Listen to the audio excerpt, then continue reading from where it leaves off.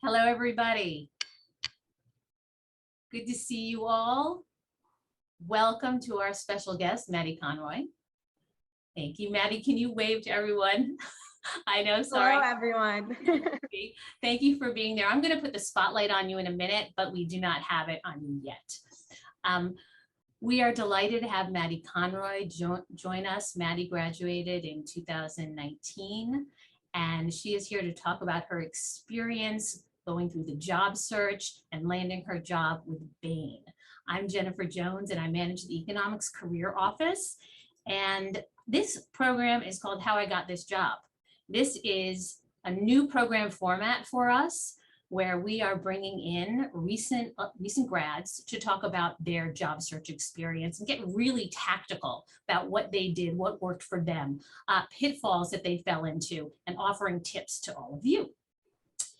Students, we want to make sure that everybody has their camera on, all right? So we want to give a big wahoo welcome to Maddie. So cameras on, please. This is really good practice for all of you for the info sessions that you are attending or will attend in the future, and your mics off for now. Later on, when we do our Q&A session, I'll ask that you turn your mics on, introduce yourselves, and ask your question.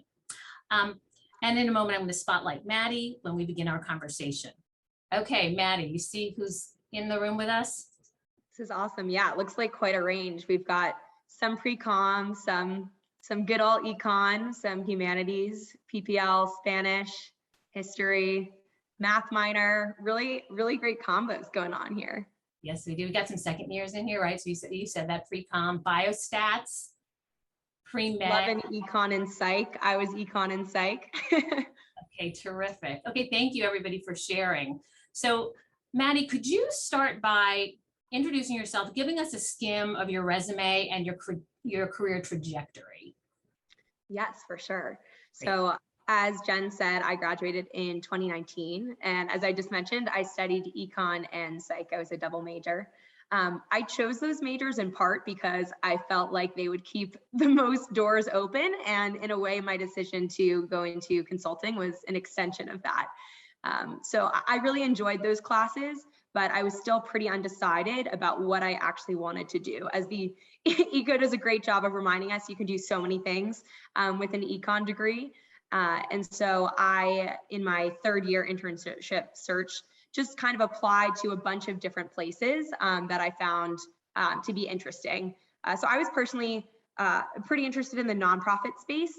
And so before my fourth year, got to intern at National Geographic in their nonprofit branch, doing measurement, evaluation, and research. And thinking back on it now, I realized that that was largely kind of an internal consulting role. And I did a lot of the same types of work that I do at Bain today. So we did a lot of kind of surveys and analysis and creating decks to share those kind of insights and perspectives. So that was before my fourth year. My fourth year came around and I was a little bit more informed, went to a bunch of kind of eco events and panels and just talked to as many people as I could, and kept hearing over and over again that a lot of people who were in really interesting careers now had started off in consulting. And so that was kind of the last push I needed to kind of commit to the recruiting process for consulting that fall. And so applied all around, but as soon as I talked to people at Bain for the first time, I knew that culturally it was where I wanted to be. I was just so excited to talk to everyone who was currently at Bain, and so that is how I ended up in consulting and at Bain in particular. Okay, great, thank you. So a follow-up question to that. While we're not going to go into the exploratory look at management consulting, we would like to know, what is it that you do in your job as a consultant? So could you talk with us about that briefly and maybe share a project that can give us a better idea of what it is that you do? For sure. And just to mention this quickly, some of you may have been to Bain's fall presentation, which coincidentally was last night. So you may hear a lot of the same themes that Chuck Miller and other alum talked about yesterday. Consulting is hard to describe. Basically, at its core, we are trying to solve business-related problems for companies. Business-related problems basically is just kind of problems, because it could be, wanting to expand into a new market. It could be wanting to increase profitability. It could be wanting to kind of reorganize the roles in your organization to work more effectively. So even though we say we're in the business world, that's always felt a little funny to me, because business just touches everything. And so that's kind of the high level view of what we do. We try to solve problems for companies and help them kind of do better. What does that look like day to day? It can really vary. So right now I am in kind of our private equity group. So specifically doing a due diligence project. Bain basically splits his work into general practice, GP, and the private equity group, which we call PEG. And so PEG is typically shorter projects, three weeks or so, or even less.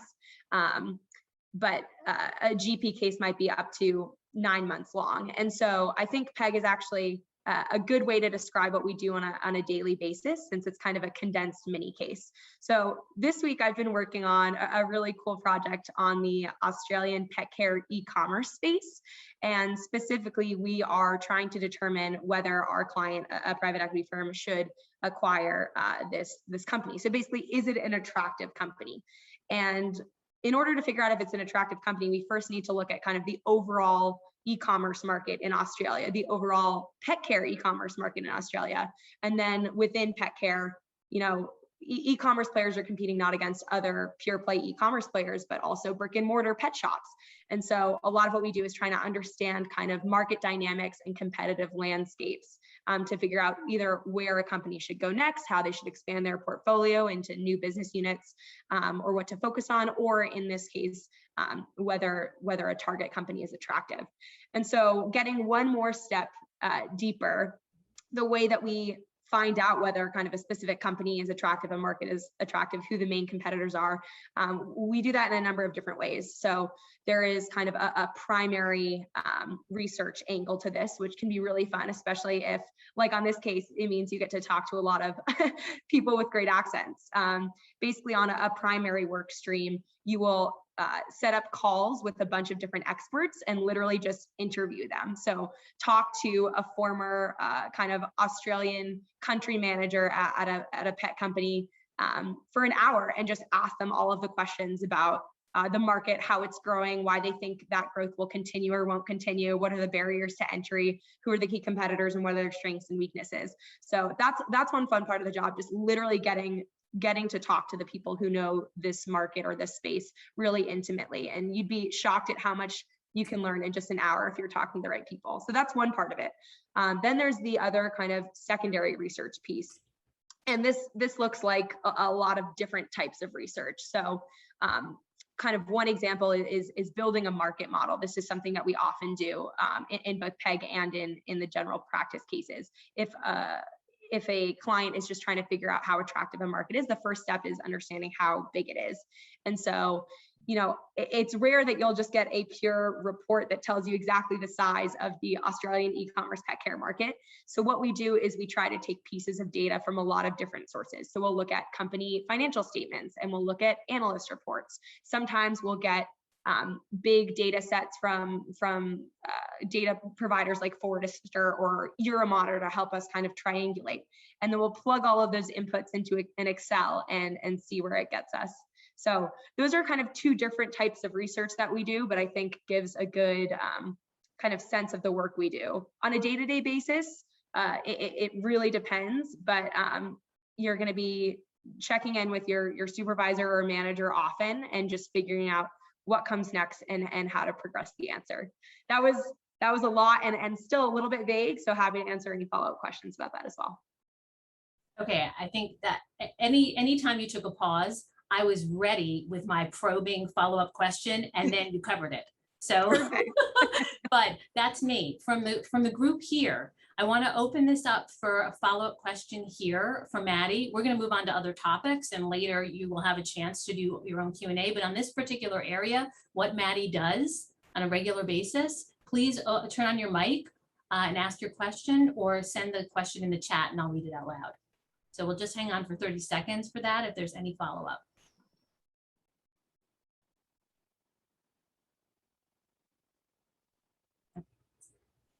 Okay, all right, great. So can you talk a little bit then about your process, the skills that you had that were attractive to Bain now that you're in the role, right? And maybe also what you're looking at when students are applying for positions. So we know the skills that you've built while you're there and that you're working on. Yeah, can you talk about what was attractive, what you're looking for? Sure. So one of the things that I really love about Bain, and this may sound like kind of a marketing comment, but it's really true, and it's only become clear as truth for me since I've gotten here, is that Bain looks for people with the right kind of attitude and curiosity and mindset. They're not looking for any specific kind of tangible skill set. Bain's kind of philosophy on recruiting is that if it can hire people who are excited to learn and solve problems and really ready to be a team player, that is going to be way more important than any kind of prior Excel or modeling experience or anything like that. So I think that that last piece that I mentioned, being a team player, I really can't understate. And I think this comes through at every stage of the recruiting process for Bain. So if you are crafting a resume or a cover letter, Bain loves to see that you have kind of really invested in the organizations or groups that you've been a part of. So if you have any kind of CIO involvement, Bain's not looking for you to be involved in 8 different clubs, but if you have 1 or 2 that you've really committed to and stepped up into leadership roles in, that shows that you're going to be the kind of person who's going to commit to any kind of team that you're on. Bain is such a team-focused organization. Typically, any case that you're on will be a manager and then 4 or so consultants is kind of a typical structure. And you are constantly, reporting into your supervisor, sharing insights with the team. It's incredibly collaborative. Your final deliverable is usually a PowerPoint deck that you've all had a huge part in kind of crafting collectively. So that team aspect is really important. The other aspects that I mentioned are, I think, a little bit harder to capture in a resume or a cover letter, but it's that kind of that ability to problem solve and that kind of desire to problem solve. There's obviously kind of the analytical piece. So to the extent that you have kind of economics is a great starting point, but any kind of analytical or quantitative strengths, that is definitely something to highlight as well. But as much as you can kind of craft a story about your kind of curiosity and desire to kind of use data or use kind of observations or insights to kind of create change or kind of create an impact, that is fundamentally what Bain is looking for. So would you say then on your resume, if you're trying to communicate this, sharing results of your experiences is as important as sharing what your tasks and your responsibilities are? I would say more important, for sure. I think it's a hard thing to capture, and I felt a little silly doing what I'm about to describe, but I think it actually can be quite effective. So one of my kind of CIO involvements on grounds was being music director for my a cappella group. And, that's not a place that I can say I fundraised X amount of dollars or I kind of learned these skills in an internship. But it was something that took a lot of my time and was really important to me. And I felt like I'd learned a lot from it. And so I tried to just tell a story in my resume about how I had kind of created change in that leadership position. So one of the things that I did was literally, when I was serving as music director, send out a survey to all of our group members and kind of ask questions, ask them to rate kind of certain policies or things they wanted to change. And I actually changed a lot of the ways that we ran our rehearsals or how many songs we learned in a semester, things like that. And so I think there are pieces like that you probably all have kind of experienced in any of your kind of extracurricular involvements. And the key is just trying to make those come through however you can. So even if you didn't send out a survey and you don't have statistics to show your impact, I would say describing that impact is arguably more important than describing kind of what you did in the role. Okay, so impact, I think that's a really important word for us all to keep in mind. Thank you for that. A little earlier, you talked about talking to as many people as you could. Could you tell us, as you were going through the interview process, could you tell us who you talked to and how you did that? Yeah, so specifically you're talking about people during the recruiting process, once I've already decided to go into consulting. Yes, exactly. Yeah, so I think a lot of the time students kind of are worried that you need to establish a ton of connections with a ton of people before you then begin the recruiting process. And I think for Bain, I was relieved to discover that there wasn't an expectation that you already knew everyone, you already had kind of networked your way in. But I think it is important once you are kind of presented with those opportunities to try to take advantage of them. So I had only talked to anyone at Bain for the first time, literally, I guess, 3 years ago yesterday at the fall presentation that I mentioned earlier. So events like that are a great way to kind of make that first contact with a person like someone who works at Bain. And Bain tries to have a bunch of events like that. So I think we have more coffee chats that you can sign up for, probably through Handshake, happening tomorrow, if not later on next week potentially as well. So I think that UVA in general does a great job of bringing future potential employers, and especially Bain, to grounds, both kind of in person and virtually when needed. So I would just make sure that you're kind of tracking those events. They happen pretty quickly. Obviously, they're already happening. So I just went to as many of those events as I could. I went to information sessions. I went to coffee chats. I went to resume drops. I went to career fairs. I think that can be really important. I think more important even than just kind of meeting as many people as you can is trying to establish a strong connection with 1 or 2 people. That way you are kind of very memorable for them. And so if they are in a position where they're deciding between candidates or, kind of assessing resumes, they are more likely to kind of remember you if you've had a longer, more ongoing conversation and can vouch for you in that process.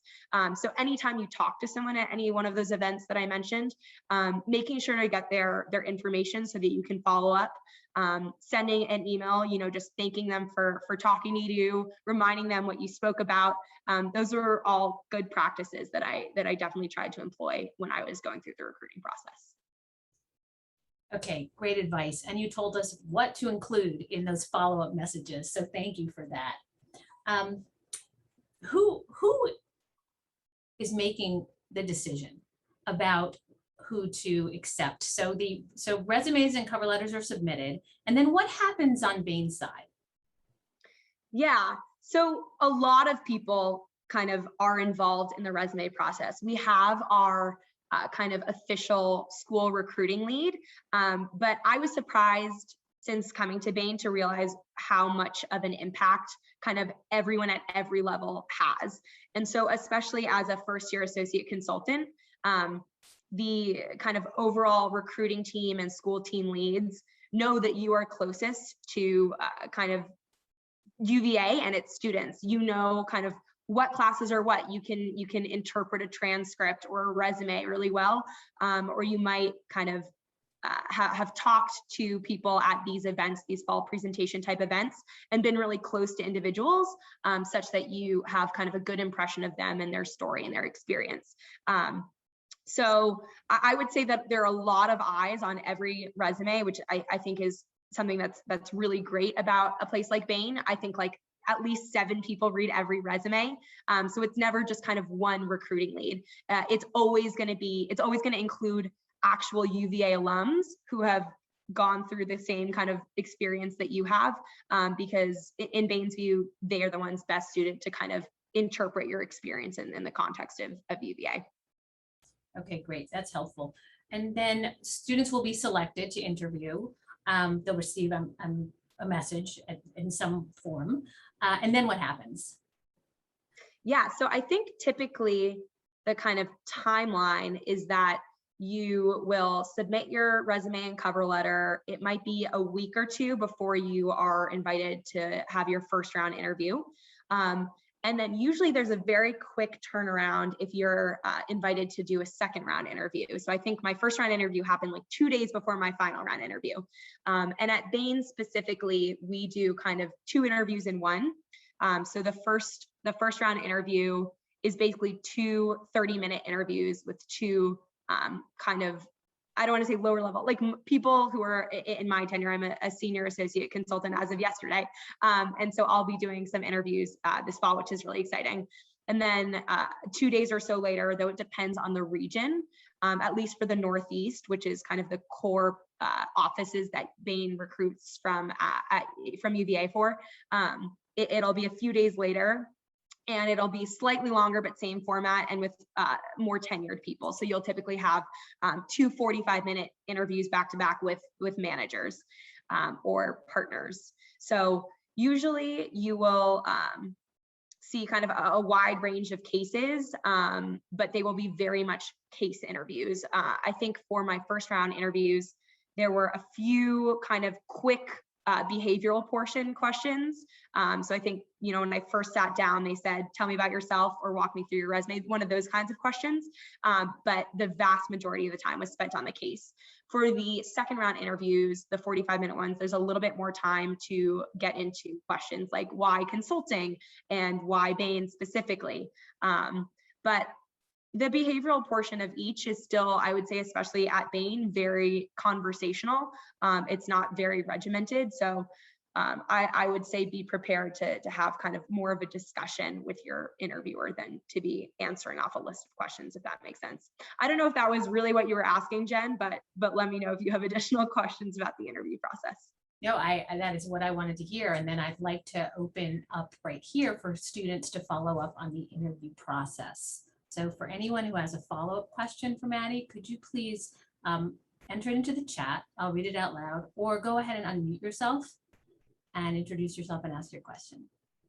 And one other thing I'll I guess pose for the group before we get any other questions. I don't know if people are familiar with the concept of a case interview. It's pretty specific to consulting, but if not, I'm happy to give a quick overview of that as well.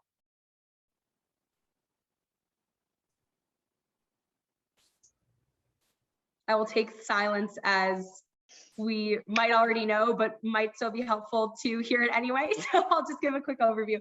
A case interview is basically a mini case, a mini project like the one that I was describing before for the Australian pet care company. And so basically in the course of 30 minutes, your interviewer will give you a prompt. It'll basically be a question like, should we enter this market? Or where should we expand? Or how can we increase profitability? There are a few different standard types of cases, but everyone is a little bit different.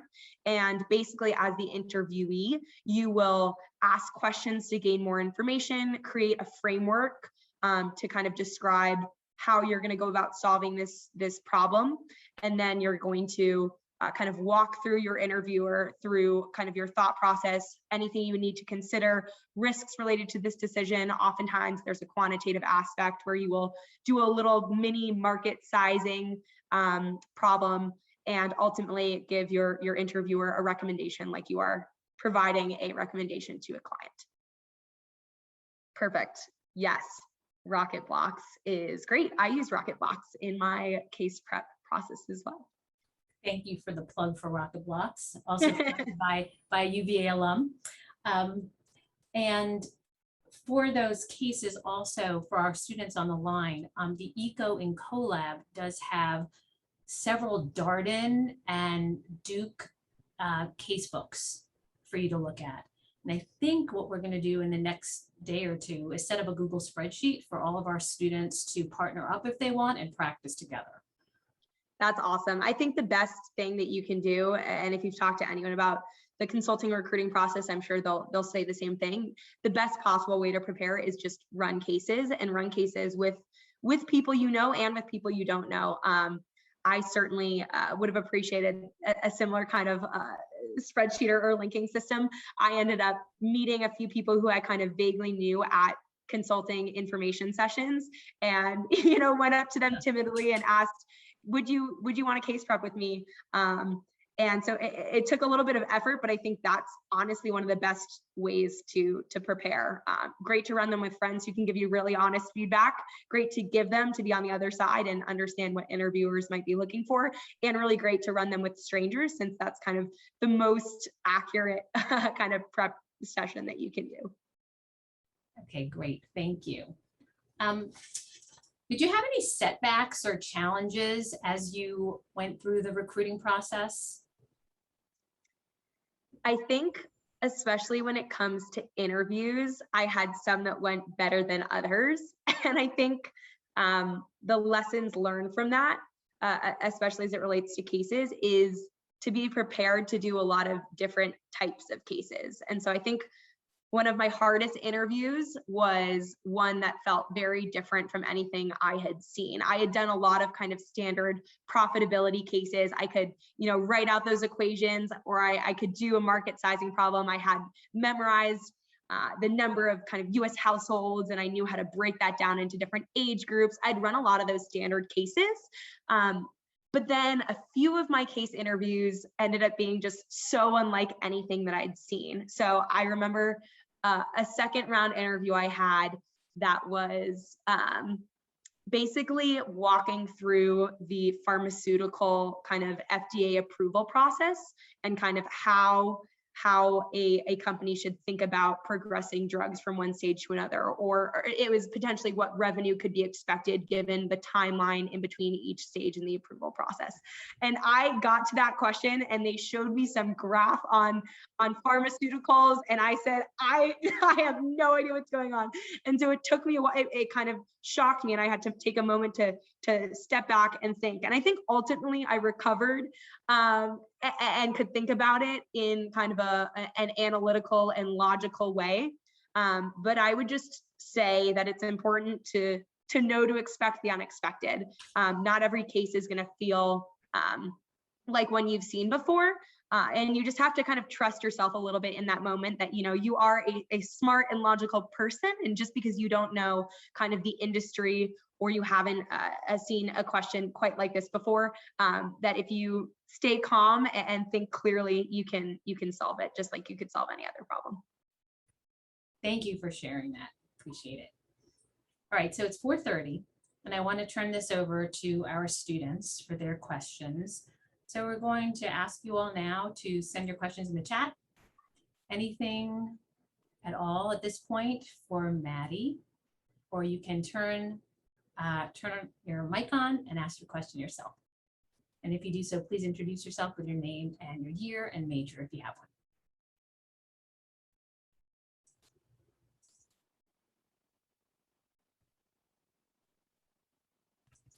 I can go. My name is Evan Stavig. I'm a fourth year econ and Spanish double major. My question for you, Maddie, was you mentioned the private equity model at Bain. That's pretty unique.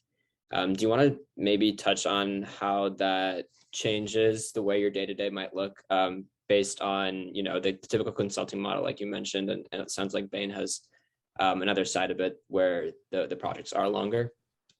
Yeah, for sure.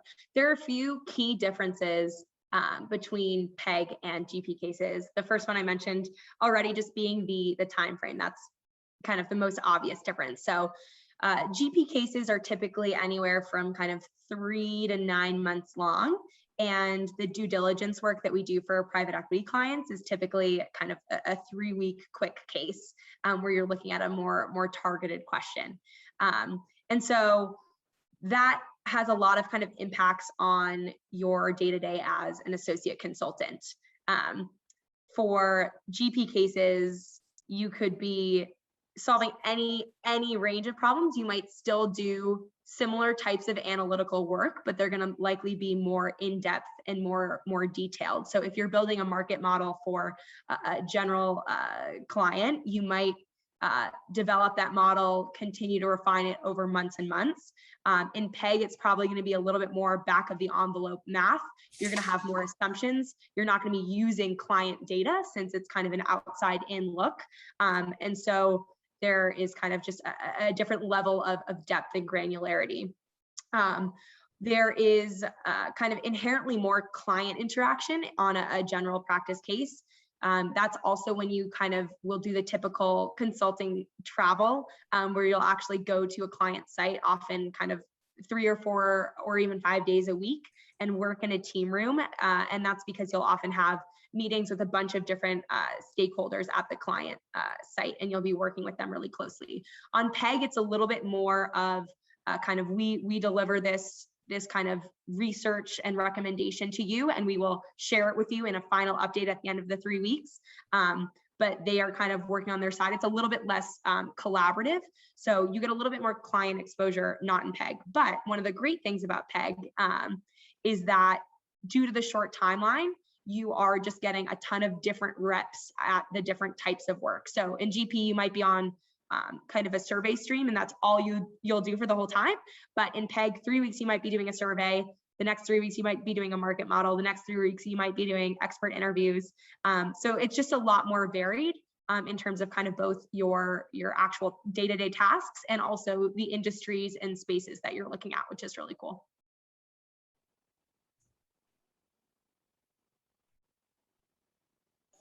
I have a question. Go ahead, William, and then Okay. I'll follow up with a question that's from the chat after you finish. Hi, I'm William. I'm a psychology major in a 4th year, and I'm wondering, well, I see you're a double major in psychology. So how do you use psychology and then in general, just non-econ backgrounds within consulting? Yeah, like I mentioned, Bain takes people from all sorts of different kinds of backgrounds. I was actually shocked at kind of the diversity of backgrounds in my class alone. I think there are 6 of us who started in 2019 in the Boston office, and 1 was in the comm school. There was a stats major, there was an econ major, there were a few engineers, but even, in the year below me, there are PPL majors, there are history majors. So it's really just a huge range. I think in regards to the psychology major, I definitely in my cover letter had some line on, understanding people and how it was going to help me as a consultant. I think, there's a little bit of truth to that, but at the end of the day, I think the best kind of learnings that UVA teaches us that as it applies to consulting is just how to kind of manage process and kind of get to an answer, balance a lot of different things at once, and kind of have the ability to stay focused on what's really important, and kind of make the best kind of assumptions or find the best research that you can given limited information. I think all of that is just kind of what we do in kind of any econ or psychology class. So that was kind of a long-winded answer and a little bit vague perhaps, but I think at the end of the day, you are prepared for Bain no matter what your major is the bottom line. Thank you. So a question that came in refers back to the cover letter, and you did speak a little bit about that already. As you're reviewing cover letters, can you tell us what you're looking for? Yeah, I think the cover letter is important. I think it will rarely make or break a candidate. I think it is most helpful as it can expand your resume. So I think resumes are really helpful to give kind of an overview on what you've worked on, but a lot of the time, especially as we talked about before, the impact is more important than when you actually did. So a lot of the times if we see a resume that says, I created this I did this research in this internship, it's like, okay, well, what does that really mean? And so then we'll look to the cover letter to kind of explain it. You'd be amazed how vague some language is on some resumes. It's like, okay, I see you did an internship at this finance company, but like, I have no idea if that prepared you because I don't know what your actual day-to-day work was. So I think the cover letter can be really helpful in kind of tying what you've learned or in both internships, classes, and extracurricular experiences, how that applies to kind of the associate consultant role at Bain.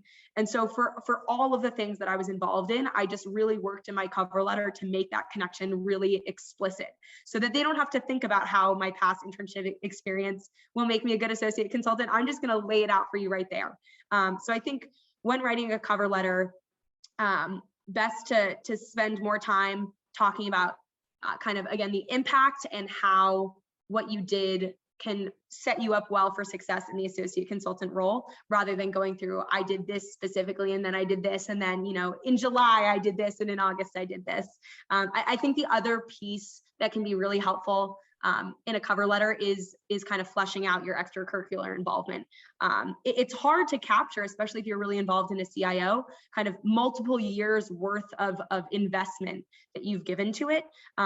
And so I think sometimes both on the resume and cover letter, students shy away from including CIO involvement. They're much more focused on professional and academic experience.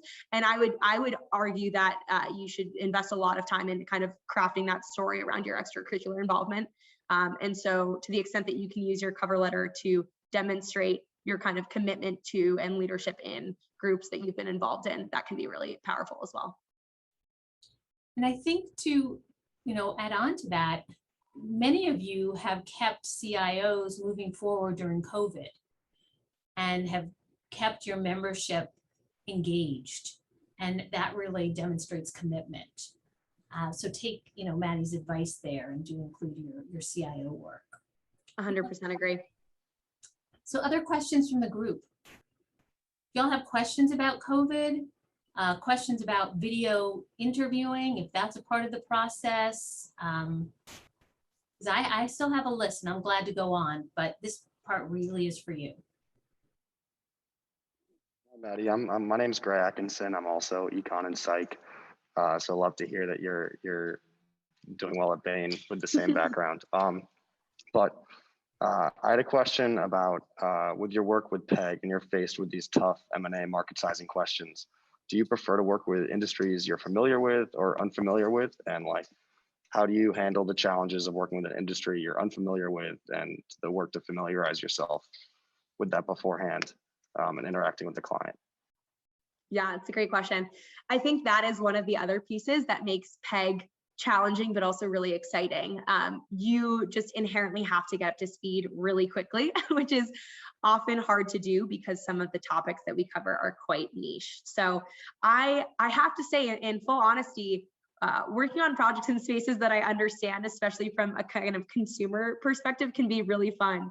I don't even have a pet, but it's really been cool to think about what drives kind of pet owner purchasing behavior right now.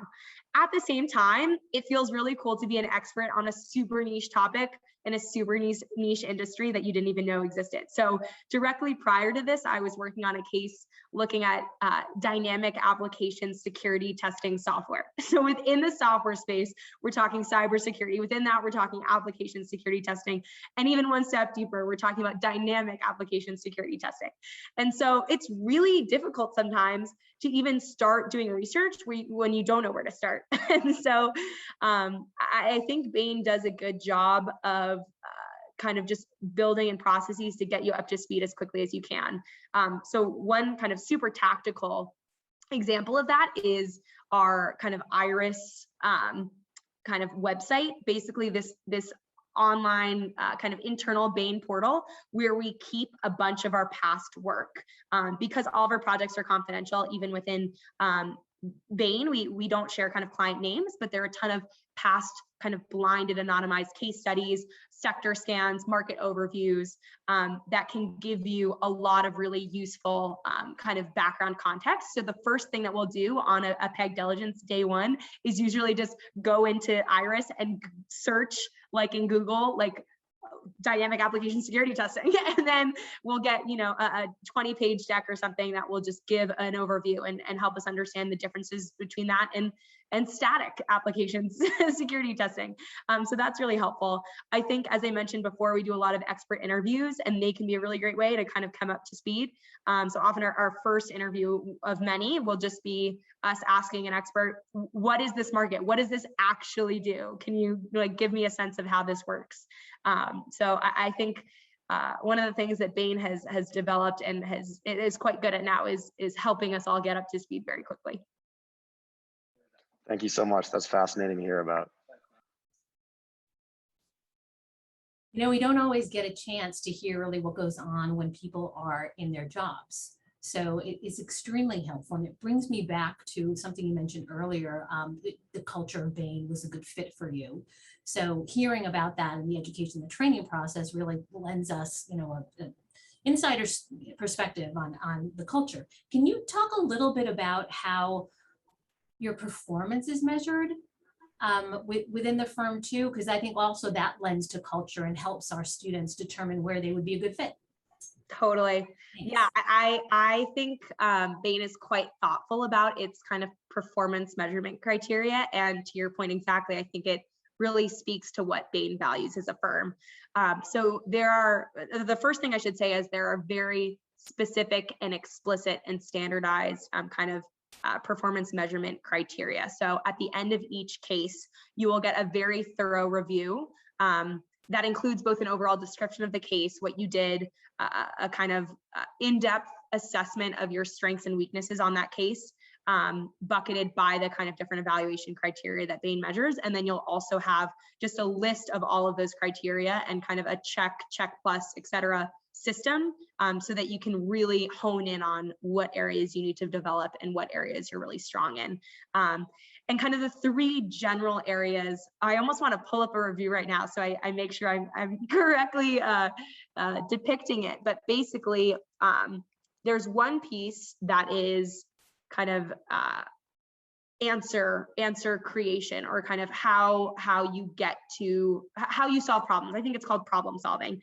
And so the kind of subcategories within that are related to kind of how well you execute analysis, and how well you're able to kind of keep the big picture in mind, and all of these kind of smaller sub criteria that go into kind of your more kind of tactical, tangible performance on a day-to-day basis. And so that's obviously like a huge part of it. A second bucket is just team experience. And there are a lot of things that feed into that, but there is one kind of specific row that is about inspiring and motivating others.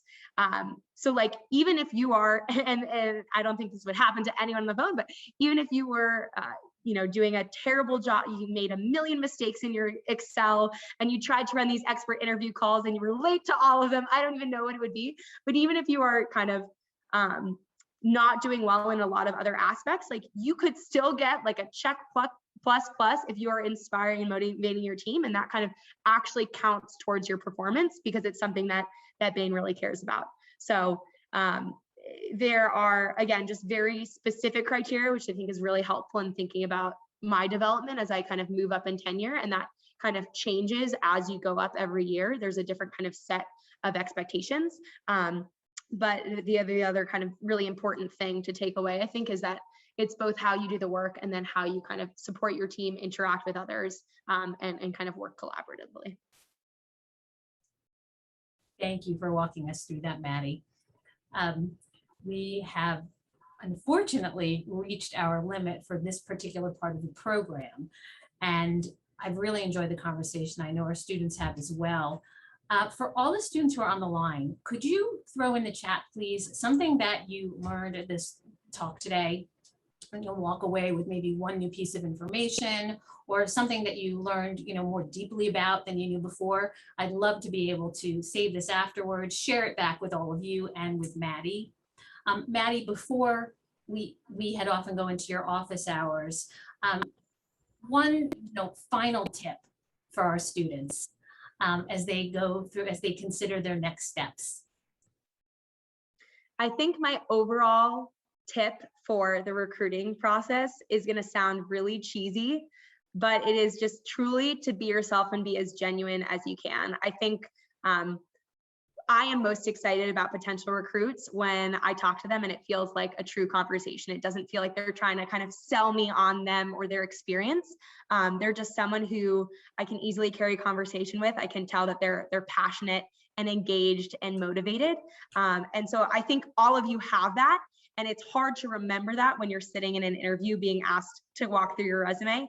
So I think the biggest thing that honestly helped me, especially at kind of Bain, because Bain values this, it is that ability to kind of make personal connections. And so even when you're in a case interview where you're walking through a market sizing and you're trying to do all of this mental math, as much as you can remember to make it conversational, to make it about kind of working with your interviewer, I think that can make you really stand out as a candidate. Great, thank you so much. For those of you who have office hours, unless your office hours are next at the 4:45 mark, you can come back at the time of your office hours. For all of the rest of you here, please let us know what you are taking away from today's session. And we hope to see you in next coming few weeks for our ECO programs. You'll get an evaluation for this program and let us know what you thought. And thanks for being here. Maddie, thank you so much. Thank you all. It's been a pleasure.